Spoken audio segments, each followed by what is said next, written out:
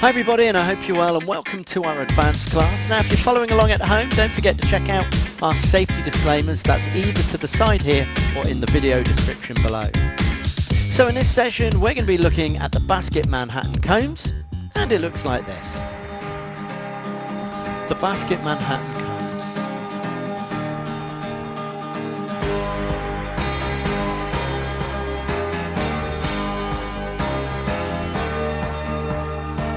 I got this feeling I can't describe. This magic in the air, the world has come alive. The basket Manhattan comb starts like an ordinary basket, so I'm assuming if you're doing this class you've got the basic knowledge of the beginner move. So we start like an ordinary basket. As we come back, we wrap our partners in cradle back and cradle forward. Now from here, this is where it all changes. So from there, I'm going to nudge Lucy out with my right forearm, and as she starts turning out, I'm going to place my left hand onto her left shoulder. So I've going to end up in a bit of a neck wrap position.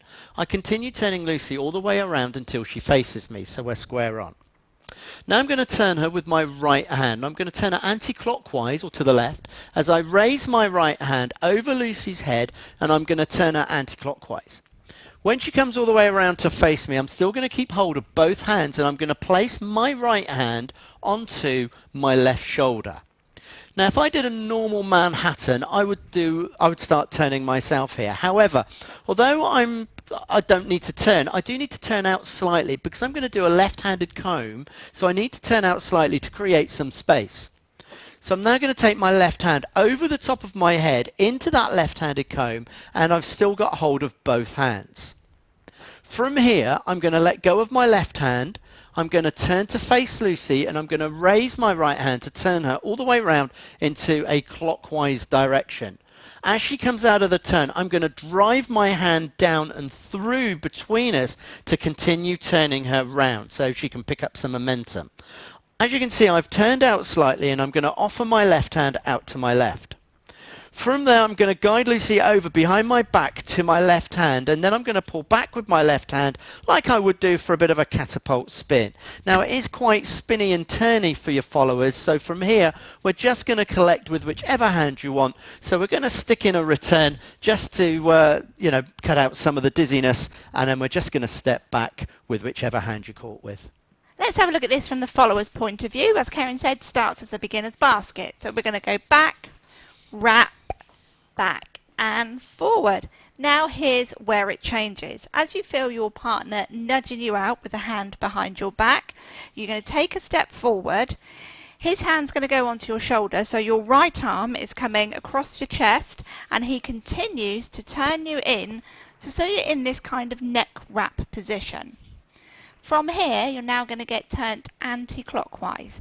So your left hand's going to be raised, that's the follower's left hand, as your partner turns you anti-clockwise.